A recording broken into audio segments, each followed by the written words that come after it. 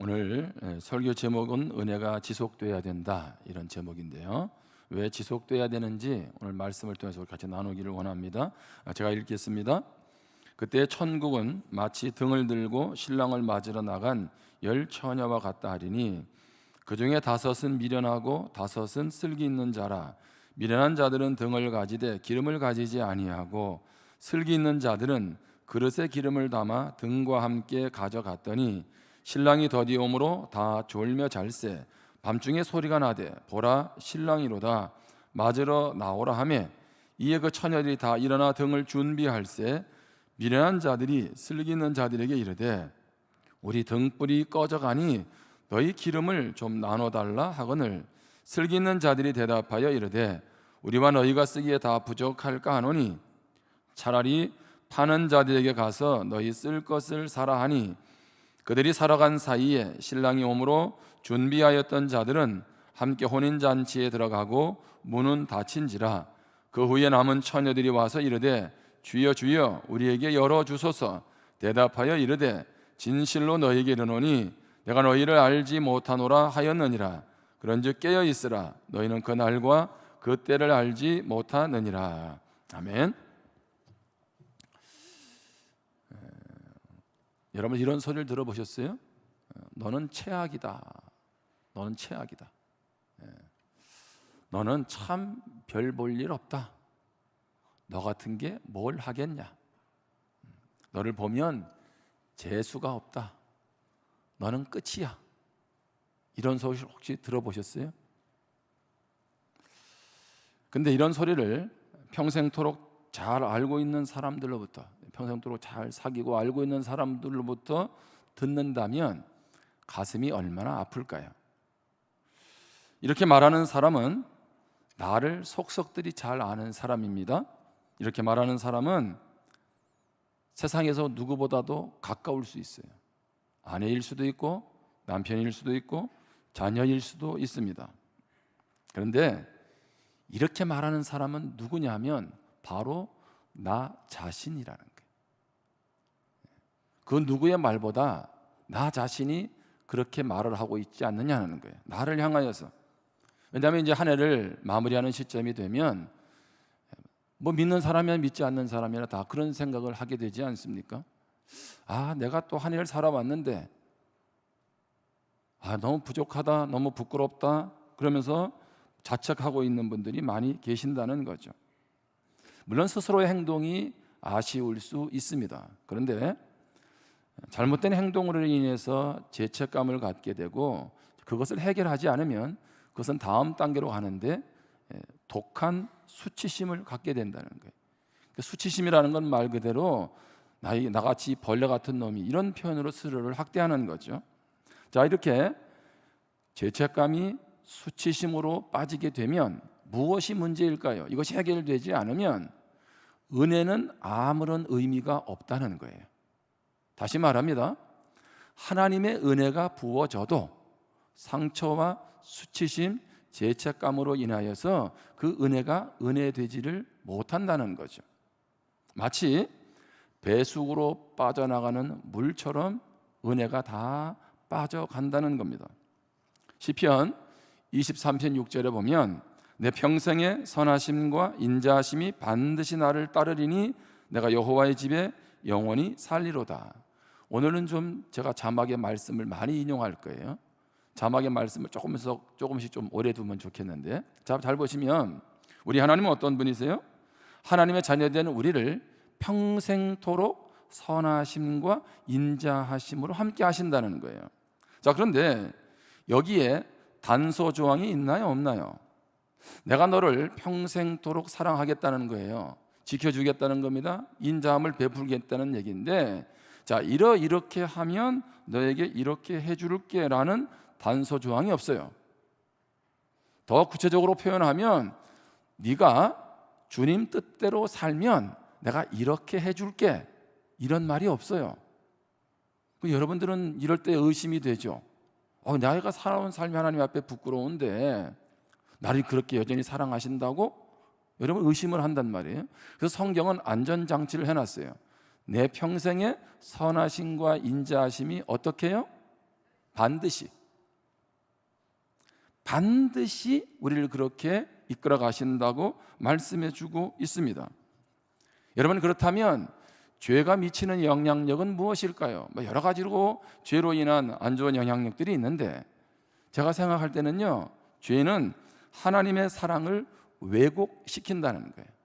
내가 너를 이렇게 선하심과 인자하심으로 끝까지 사랑한다라고 하는데도 스스로가 스스로에게 말을 하는 거죠. 나는 사랑받을 자격이 없어.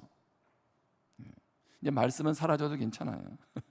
자, 그런데 무슨 얘기냐면, 우리가 하나님의 자녀가 될 때 조건이 있었나요? 자, 내가 이렇게 살아가면 내가 너를 이렇게 사랑할게라고 하는 조건이 있었나요? 조건이 없었어요. 그러니까 우리가 하나님의 자녀가 된 것은 철저히 조건 없는 사랑으로 하나님의 자녀가 되었습니다. 그런데 신앙생활은 조건적으로 한다는 거예요. 내가 하나님의 자녀가 됐는데 이렇게 하면 하나님이 나를 사랑하실 것이고 이렇게 하면 나를 사랑하지 않으실 거야. 아니요, 오해하지 마세요. 하나님은 여러분의 어떤 행위와 관계없이 하나님의 자녀가 된 여러분들을 조건 없이 사랑하시는 줄 믿습니다.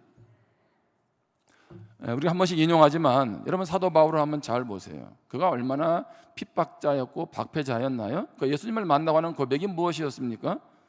에베소서 3장 8절에 보면 모든 성도 중에 지극히 작은 자, 이런 표현을 쓰죠. 그런 나에게 은혜를 주셨다는 겁니다. 성도 중이라는 말이 나오죠. 그 다음에 고린도전서 15장 9절에 보면 나는 사도 중에 가장 작은 자라. 그리고 디모데전서 1장 15절에 보면 밑보다 모든 사람이 받을 만한 이 말이여 그리스도 예수께서 죄인을 구원하시려고 세상에 임하셨다 하였도다. 죄인 중에 내가 괴순이라. 아니, 예수님을 믿고 신앙생활을 하면 할수록 지금 바울은 뭐라고 말하고 있어요? 결국에 인생 말년에 그가 한 얘기는 나는 죄인 중에서도 아주 질이 안 좋은 악질이라는 거죠. 마치 예수님이 십자가에 못 박혀 죽으실 때 양평 강도와 같은 사람 바로 자기다, 이렇게 말하고 있는 거예요. 여러분, 그러면 바울은 예수님을 믿고 나서 밥 먹듯이 죄를 지었나요? 예수 믿기 전보다 더 많은 죄를 지었을까요? 그는 누구보다도 말씀대로 살려고 몸부림쳤을 거예요. 그럼에도 불구하고 자기 자신을 돌아보니 너무 부끄러운 거죠. 수치스러운 거죠. 그래서 감히 주님 앞에 고개를 못 들어요. 왜요? 나 같은 사람을 너무너무 사랑해 주시는 하나님의 사랑을 경험하기 때문에 그래요. 바울이 가면 갈수록 나는 정말 부끄러운 사람입니다라고 죄인 중에 괴수라고 하는 이유는 끊임없이 나를 사랑하시는 하나님의 사랑을 알고 나니, 그 은혜를 알고 나니까 견딜 수 없어서 하는 고백이라고 하는 것입니다. 왜 우리는 살아가면서 이 은혜가 지속되지 않을까요? 결국 우리의 삶의 답은 은혜에 밖에는 답이 없잖아요. 우리가 끊임없이 은혜가 지속돼야 되는 것은 간단합니다. 우리는 은혜 없이는 살아갈 수 없기 때문에 그렇습니다. 로마서 8장 1절 2절에 보면 그러므로 이제 그리스도 예수 안에 있는 자에게는 결코 정죄함이 없나니 이는 그리스도 예수 안에 있는 생명의 성령의 법이 죄와 사망의 법에서 너를 해방하였음이라. 자, 1절을 다시 보면 예수 안에 있는 자에게는 결코 정죄함이 없다, 이런 말을 썼습니다. 왜 이런 말을 할까요? 사단 마귀는 끊임없이 우리를 정죄한다는 거예요. 너 같은 게, 너 그런 식으로 신앙생활 하면서 어떻게, 이런 말을 계속 한다는 거죠. 자, 그러다 보니까 계속 정죄를 하니까 뭐예요? 예수 안에는 결코 정죄함이 없다는 거죠. 그러면서 뭘 얘기하는 거 있는 겁니까? 죄와 사망의 법이 아니라 생명의 성령의 법이 너를 해방시켰다라고 말씀하시는 줄 믿습니다. 우리에게 진정한 자유와 기쁨은 어디에 있느냐 하면 바로 생명의 성령의 법이 너를, 우리를 해방시켰다고 말씀하고 계시는 거예요. 여러분, 사단이 하는 일은 무엇입니까? 오늘 이 예배드리는 순간에도 날마다 하루하루 살아가면서 끊임없이 우리를 향해서 정죄합니다. 너는 하나님의 사랑 받을 자격이 없어. 너 같은 애가 어떻게 남편에게, 아내에게 부모로서 자격이 있냐? 사랑받을 자격이 있냐? 이렇게 계속 정죄한다는 거예요. 여러분, 결코 여기에서 무너지면 안 돼요. 우리가 은혜 안에 살지 못하면 우리는 계속 사단의 소리에 속아서 살아갈 수밖에 없다는 것입니다. 물론 우리의 부끄러움이 있죠. 그때 어떻게 해요? 주님 앞에 내려놓으면 돼요. 그리고 주님 안에서 생명의 성령의 법으로 다시 일어나면 될 줄 믿습니다. 오늘 말씀은 우리가 잘 아는 열처녀 비유입니다. 10명의 처녀가 등장하죠. 5명은요 지혜로운 여인들이고 5명은 미련한 여인들이다, 이렇게 표현하고 있습니다. 자, 그러면 누구는 지혜롭고 누구는 미련한가요? 그 기준은 하나밖에 없어요. 신랑이 오는데 신랑을 맞이하는데 똑같이 등은 다 준비했는데 지혜로운 사람은 기름을 넉넉히 준비했고요, 미련한 여자 5명은 기름을 제대로 준비하지 못했다는 것입니다. 여러분, 유대인들이 어떤 비유를 사용할 때는 허구가 50%예요. 사실이 50%고. 그러니까 이게 다 사실적인 건 아니에요. 그렇다고 다 허구도 아닙니다. 사실을 기반으로 해서 꾸며진 거예요. 그러면서 분명히 의도하는 이야기에 초점이 있다는 거죠.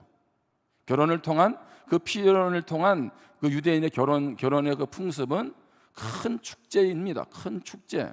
자, 마태복음 25장 1절을 보겠습니다. 그때 천국은 마치 등을 들고 신랑을 맞으러 나간 10처녀와 같다 하리니, 마치 뭐뭐 같다, 이런 표현을 우리가 국어 시간에 배웠잖아요. 자, 천국은 마치 무엇과 같아요? 결혼 잔치와 같아요. 천국의 구성원이 함께 그 나라의 잔치에 참여하기 때문에 그렇습니다. 자, 그렇다면 오늘 본문을 통해서 은혜를 지속하기 위해서 어떻게 해야 되느냐는 거예요. 크게 두 가지를 나누는데요. 자, 첫 번째는 거하는 연습을 해야 합니다. 은혜를 지속하는 것이 우리 삶의 가장 중요한 관건이라면 거하는 연습을 해야 돼요. 자, 여기 거한다는 것은 예수님 안에를 의미하겠죠. 신랑을 맞이하기 위해서 무엇을 해야 됩니까? 등을 준비해야 합니다. 자, 신랑은 언제 올지 몰라요. 그래서 그들은 어떻게 해야 돼요? 등과 함께 기름도 준비해야 되겠죠. 여기서 말하는 등은 그냥 조그만 램프가 아니고 횃불입니다. 횃불. 바깥에서 비추는 횃불. 자, 이제 8절에서 이제 미련한 여인들이 신랑 온다는 얘기를 듣게 되는데, 문제는 뭐냐 하면 등불이 다 꺼져가는 거예요. 이제 기름이 부족해요. 그래서 기름이 좀 여유가 있는 지혜로운 여인들에게 말하는 거죠. 야, 기름 좀 나눠달라고. 자, 그때 지혜로운 여인들이 하는 얘기입니다. 자, 9절부터 10절에 슬기 있는 자들이 대답하여 이르되 우리와 너희가 쓰기에 다 부족할까 하노니 차라리 파는 자들에게 가서 너희 쓸 것을 사라 하니, 그들이 살아간 사이에 신랑이 오므로 준비하였던 자들은 함께 혼인잔치에 들어가고 문은 닫힌지라. 기름을 좀 빌려달라 했더니 뭐예요? 가서 사오라는 거예요. 여러분, 그러면 여기 지혜로운 여인들은 착한 여인이에요? 나쁜 여인들이에요? 질문이 복잡해집니까? 예. 여러분, 이런 여인은 좋은 여인이에요? 안 좋은 여인이에요? 예, 그것도 좀 어려워요. 예, 무슨 얘기냐면 여기에서의 의도는 이 여인들의 행동이 아니에요. 예, 그걸 가지고 은혜를 받으시면 안 돼. 자, 그러면 참고로 묻겠습니다. 옆집에서 참기름 떨어졌다고 참기름 빌려달래요. 빌려줘야 돼, 말아야 돼? 네가 가서 써라, 사서 써라, 성경에 그렇게 돼 있다 하면 안 됩니다. 그때는 참기름을 빌려주든지 줘야 돼. 당연히 베풀어야죠. 자, 그런데 문제는 뭐예요? 이 여인들이 기름을 안 빌려준단 말이죠. 그리고 나서 어떻게 합니까? 신랑이 와서 문이 닫혀버렸어요. 이제 결혼식에 못 들어가는 거예요. 자, 그랬더니 못 들어간 이 여인들이 지금 뭐라고 얘기합니까? 문을 열려달라고 요청합니다. 문 좀 열어주세요. 우리 기름 사가지고 이제 왔는데 문 좀 열어주세요. 그럼 문을 열어줘야 되는데 안 열어주네요. 자, 25장 12절입니다. 대답하여 이르되 진실로 너에게 이르노니 내가 너희를 무엇하노라? 알지 못하노라 하였느니라. 자, 이 말씀을 잘 보시면 기름을 준비하지 못한 여인들을 향해서 나는 너희를 인정하지 않는다, 그렇게 신앙생활한 거 인정하지 않아, 이렇게 말하지 않았습니다. 정신 좀 차려, 이런 말도 안 했습니다. 아무것도 하지 않은 너희에게 큰 상처를 받았다, 이렇게도 말하지 않습니다. 미리 좀 기름은 준비하지, 그런 말 없어요. 뭐라고 얘기했다고요? 내가 너희를 알지 못하노라. 이게 무서운 말이죠. 나는 너희를 도무지 무엇한다? 모른다, 그런 얘기. 모른다. 자, 무엇을 말씀하고 있나요? 오늘 본문을 통해서 관계에 대해서 지금 지적하고 계시는 겁니다. 자, 관계 두 가지 측면을 살피는데 먼저는 예수님을 믿느냐라는 거예요. 예수님을 믿느냐. 자, 하나님과의 관계는 예수님을 믿음으로 시작됩니다. 평상시 10명의 여인들은요, 같은 공동체의 일원이었습니다. 그런데 신랑이 온다는 소리를 듣고 문제는 무엇입니까? 혼인 예식에 참여한 여인 5명이 있었는 반면에 혼인 예식에 참여하지 못하고 바깥에서 문을 두드리는 여인 5명이 있었다는 거예요. 그럼 이 말을 통해서 무엇을 얘기하고 있는 겁니까? 우리 교회 공동체를 향해서 말하고 있는 거죠. 자, 쉽게 표현하면 우리 부산교회에서 이렇게 함께 예배를 드리고 있는 거예요. 자, 이제 주님이 재림하셨습니다. 그런데 천국에 갔는데 김 집사님이 안 계시는 거예요. 천국에 갔는데 이 집사님이 안 계시는 거야. 천국에 갔는데 윤 집사님이 안 계시네. 지금 이런 일을 지금 말하고 있는 거예요. 무엇을 말하고 있느냐 하면 모두가 다 천국 잔치에 하나님의 자녀가 돼서 영원한 천국에 가서 거할 줄 알았는데 안 보인다는 거죠. 지금 성경은 그걸 말하고 있는 거예요. 다시 말하면 교회는 나오지만 천국 잔치에 참여할 수 없는 일이 생길 수도 있다는 거예요. 왜요? 예수는 나의 구원자여 주님으로 영접하지 않았기 때문에. 그래서 말씀드리잖아요. 예수 그리스도를 내 마음에 모셔드리는 것이 중요하다고. 성경에 보면 알곡과 가라지 비유가 있죠. 알곡은 곡간에, 가라지는 불에 태워버립니다. 여러분, 벼를 길러보신 분은 잘 알지만 이게 벼인지 아니면 잘 모를 때가 있잖아요. 그렇죠? 예. 마치 그와 같은 상태죠. 마지막 날에 다 알곡인 줄 알았어요. 그런데 뭐예요? 알곡이 있고 가라지가 있다는 거예요. 자, 성경에 보면 이런 표현도 있습니다. 맷돌을 가는데요, 두 여자가 있었어요. 하나는 데려감을 당하고 하나는 남겨두었다는 거죠. 이게 앞뒤 문맥이 없으면 무슨 말인지 몰라요. 같은 맥락 아니겠습니까? 천국 백성이 있는가 하면 그렇지 못한 자가 있다는 거죠. 그러므로 우리 공동체는 교회 안에 예수님을 믿지 않는 분들이 있다면 그분이 예수 믿도록 전도하셔야 돼요. 두 번째는 관계를 위해서 어떻게 해야 합니까? 예수님을 알아가고 있느냐는 겁니다. 알아가고 있느냐는 거예요. 예수님과 관계를 위한 시간을 내야 한다는 것입니다. 자, 기름을 준비하지 못한 여인들을 한번 생각해 보세요. 이들의 문제는 무엇입니까? 에이, 신랑이 뭐 알아서 오겠지, 언젠간 오겠지. 그래서 어떻게 해요? 기름 준비가 제대로 안 된 거예요. 지혜로운 여인들은 미리 기름을 충분히 준비해서 신랑 올 때를 대비했다면, 미련한 여인들은 어떻게 합니까? 기름을 제대로 준비하지 않았어요. 무엇을 의미하고 있는 거예요? 신랑에게서 마음이 멀어져 있다는 겁니다. 자, 관계를 통해서 주님과의 관계가 하나님과의 형성이 되어 하나님의 자녀가 돼도 어떤 관계가 될 수 있어요?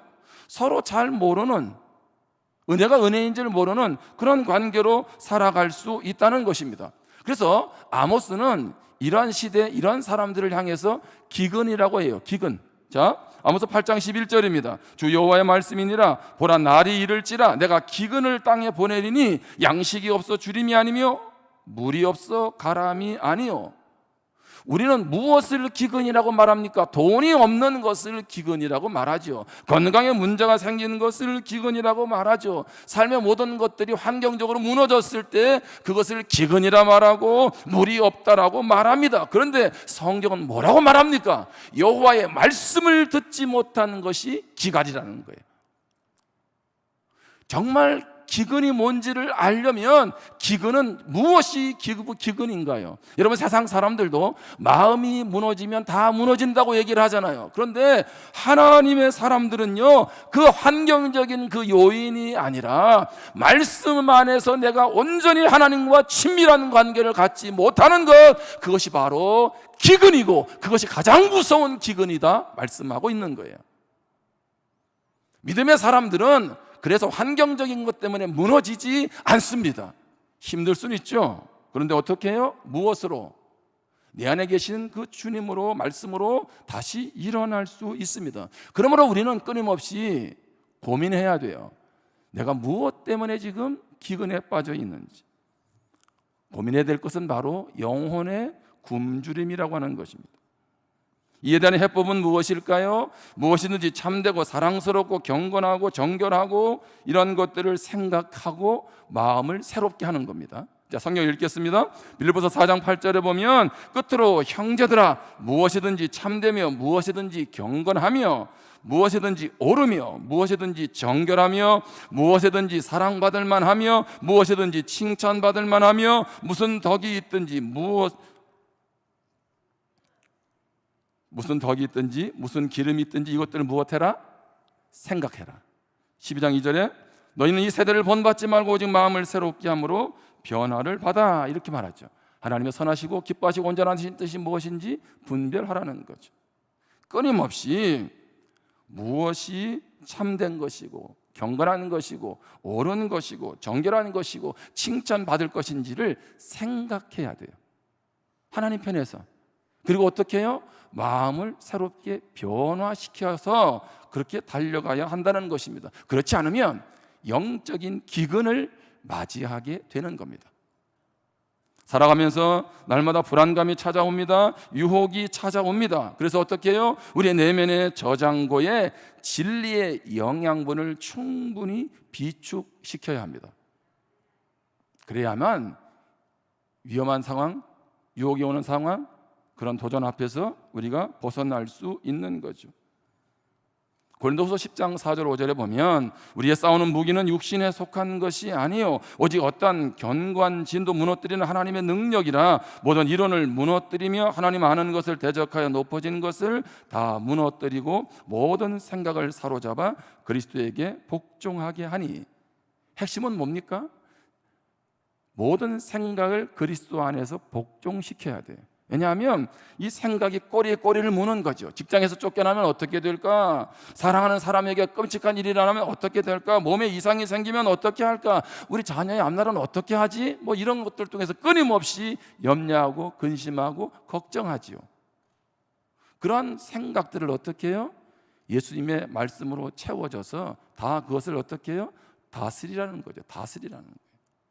그래서 그 주님과의 관계가 중요한 것입니다. 오늘 우리는 은혜를 지속하는 것이 내 삶의 가장 중요한 관건이라면 끊임없이 그분 안에 거하기를 힘쓰기를 주님의 이름으로 축복합니다. 또 한 가지 기억할 것은 우리가 은혜를 지속하려면 보는 연습을 해야 돼요. 보는 연습. 저를 한번 보세요. 저를 한번 보시라니까.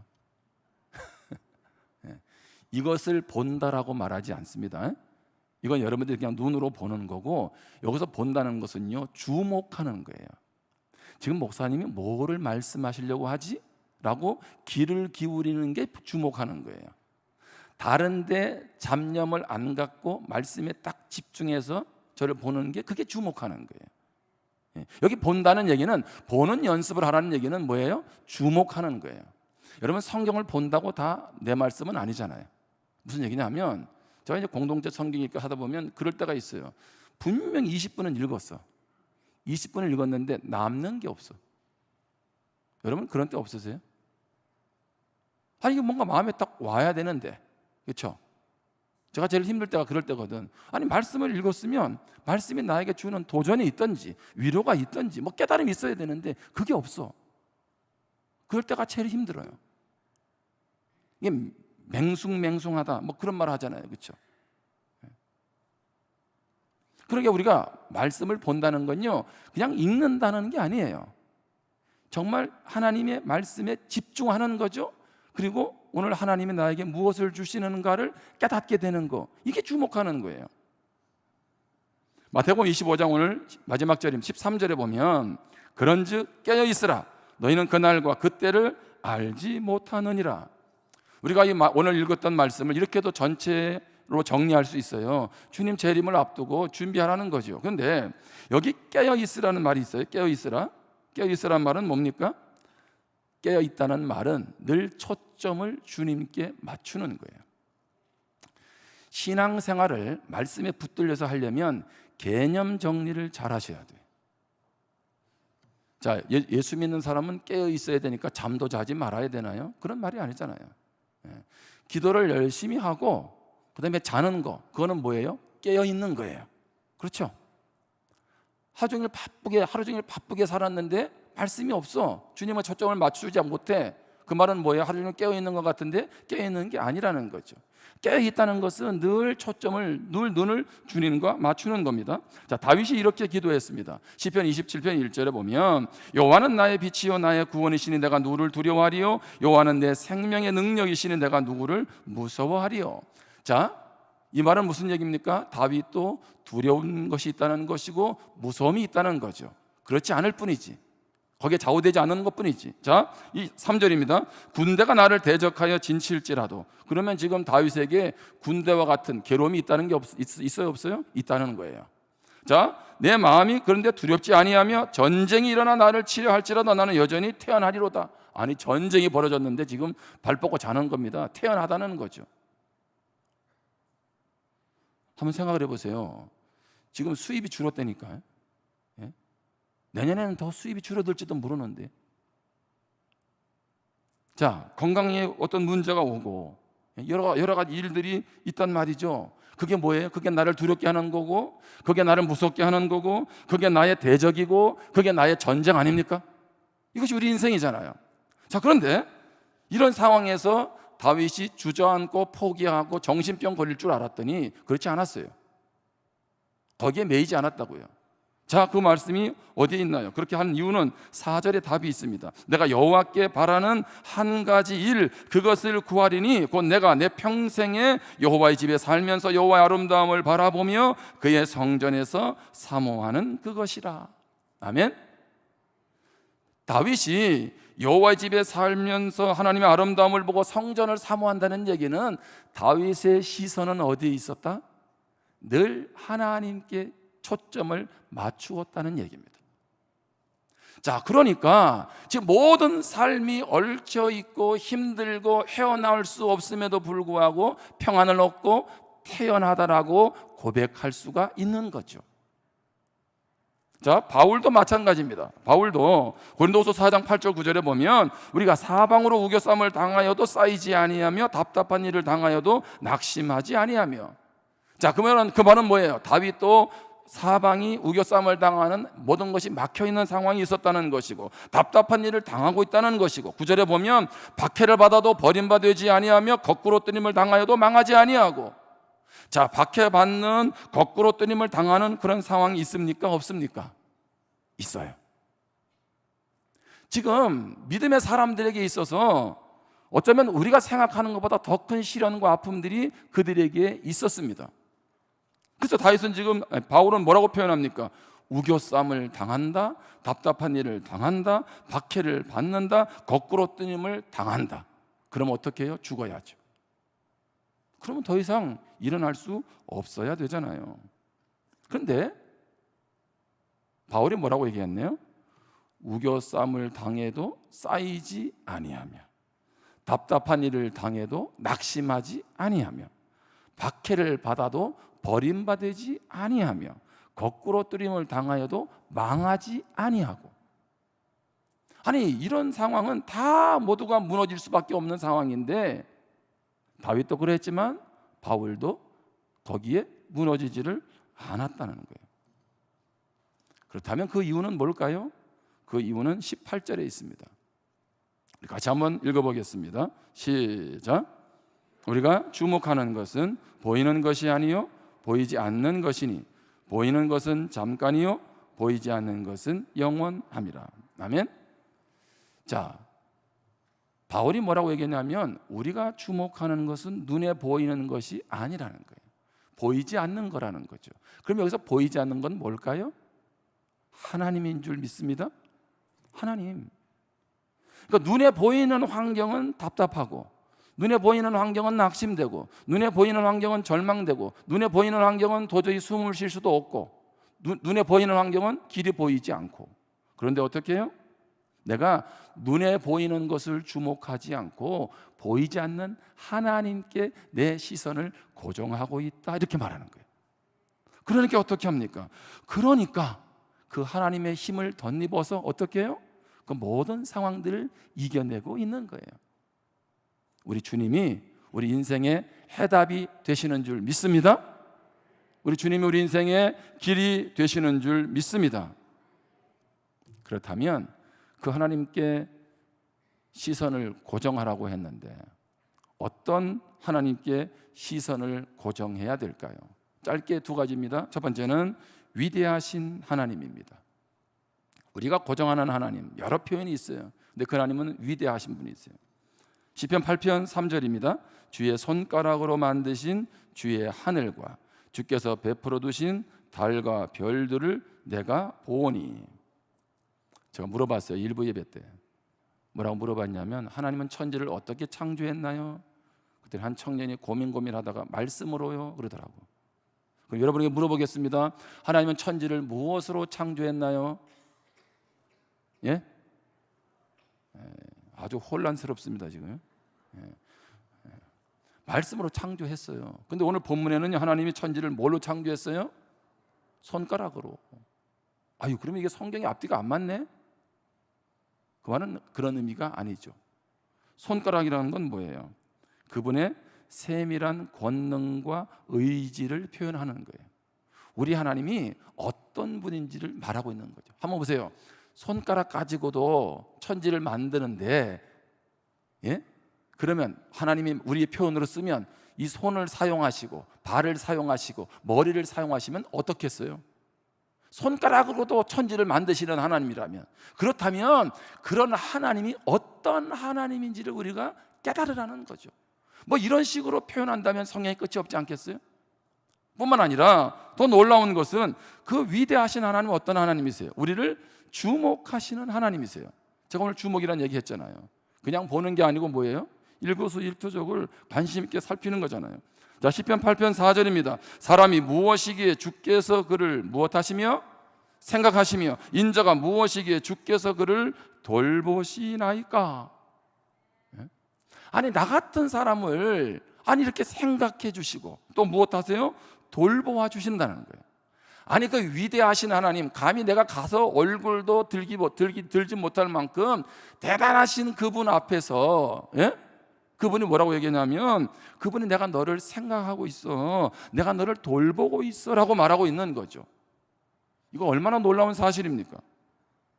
여러분이 아직 감이 안 오시잖아요. 제가 몇 가지 예를 들어 드릴게요. 자, 이런 하나님이 우리 이름을 불러주십니다. 이사야 43장 1절입니다. 야곱아, 너를 창조하신 여호와께서 지금 말씀하시느니라. 이스라엘아, 너를 지으신 이가 말씀하시느니라. 너는 두려워하지 말라. 내가 너를 구속하였고 내가 너를 지명하여 불렀나니 너는 누구다? 내 것이다. 내가 너를 지명했어요. 이 말은 뭐예요? 이름을 부른다는 거죠. 콕 집어서. 누구라고? 김종성이라고. 예? 제 원래 이름이 김혜진이었거든요. 근데 하나님이 그 이름도 알고 계시고 바뀐 이름도 알고 계시더라고. 예? 하나님이 콕 집어서 내 이름을 부르신 거예요. 너는 누구라고? 내 것이라고. 이 많은 사람들이 있는데 뭐라고요? 너는 내 것이라고 우리 이름을 불러주시는 거죠. 이분이 우리의 눈물을 기억하십니다. 시편 56편 8절에 보면 나의 유리함을 주께서 계수하셨사오니 나의 눈물을 주의 병에 담으소서. 이것이 주의 책에 기록되지 아니하였나이까. 내가 힘들고 지쳐서 남모르게 흐르는 그 눈물을 어떻게 해요? 주님은 다 병에 담으셨대요. 그 말은 무슨 얘기입니까? 다 알고 계신다는 거 아니겠어요? 내 슬픔, 나의 처지 하나님이 다 아신다는 거잖아요. 이런 분이 어떻게 우리 머리털까지도 세고 계신답니다. 누가복음 12장 7절에 보면 너희에게는 심지어 머리털까지도 다 세신 바 되었나니 두려워하지 말라. 너희는 많은 참새보다 더 귀하니라. 어떻게 아침마다 일어나서 빠진 머리카락을 보면서 오늘은 몇 개의 머리카락이 남았나고 세시는 분 계세요? 이렇게 무관심하십니까? 어떤 집사님이 저한테 머리를 들이밀었습니다. 왜 들이밀었나? 목사님 보세요, 제가 구상미 집사님한테 약을 받아서 그것을 바르고 먹으니 머리가 났습니다. 목사님도 그렇게 하세요? 라는 얘기예요. 예?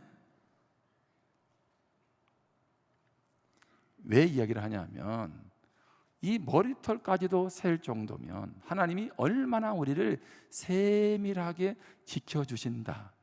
아멘? 지금 그 얘기잖아요. 자, 그러면서요 한 찬양이 떠올랐어요. 여러분 잘 아는 거예요. 위대하고 강하신 주님. 누구의 하나님? 우리 주 하나님. 위대하고 강하신 주님, 우리 주 하나님.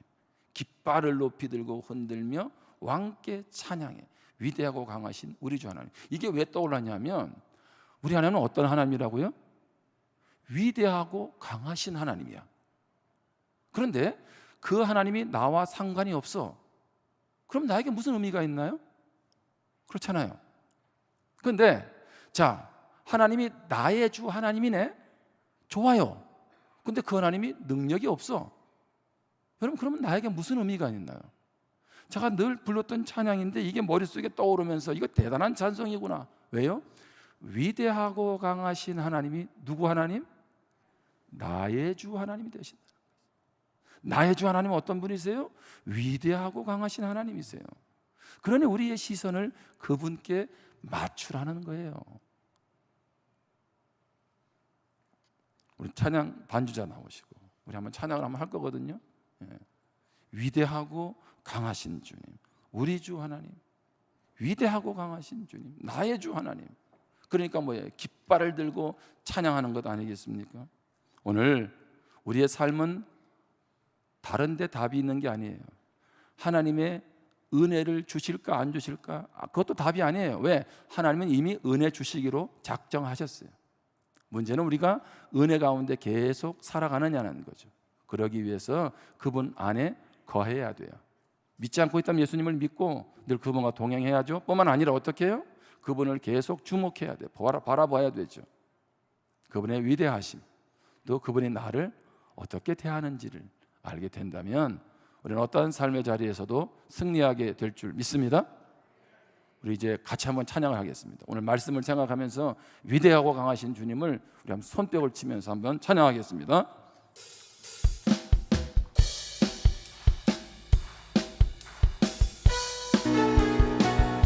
위대하고 강하신 주님, 우리 주 하나님, 우리 주 하나님. 위대하고 강하신 주님, 우리 주 하나님. 깃발을 높이 들고 흔들며 왕께 찬양해. 위대하고 강하신 주님, 우리 주 하나님. 위대하고 강하신 주님, 우리 한 번 더 이제는 나의 주 하나님으로 위대하고 강하신 주님, 위대하고 강하신 주님, 나의 주 하나님, 나의 주 하나님. 위대하고 강하신 주님, 나의 주 하나님. 깃발을 높이 들고 흔들며 왕께 찬양해. 위대하고 강하신 주님, 나의 주 하나님, 나의 주 하나님. 위대하고 강하신 주님, 우리 한 번 더 나의 마음의 찬양의 고백으로 위대하고 강하신 주님, 위대하고 강하신 주님, 우리 주 하나님, 우리 주 하나님. 아멘. 위대하고 강하신 주님, 우리 주 하나님. 깃발을 높이 들고 흔들며 왕께 찬양해. 위대하고 강하신 주님, 우리 주 하나님. 위대하고 강하신 주님, 우리 주 하나님. 우리 함께 기도하겠습니다. 우리 한 1, 2분 동안 우리 말씀을 묵상하면서 기도하면 좋겠습니다. 그분이 위대하시고 강하시며 나의 주 나의 하나님이라고 말씀하십니다. 그런데 우리는 얼마나 그분 안에 거하고 있고 그분을 바라보고 있습니까? 하나님, 그 주님의 어떠하심을 알고 그 주님이 나를 얼마나 사랑하심을 깨닫고 내가 끊임없이 은혜 안에 거하기를 원합니다. 환경 앞에 주저앉지 않겠습니다. 우리 이런 마음으로 우리 같이 기도하겠습니다.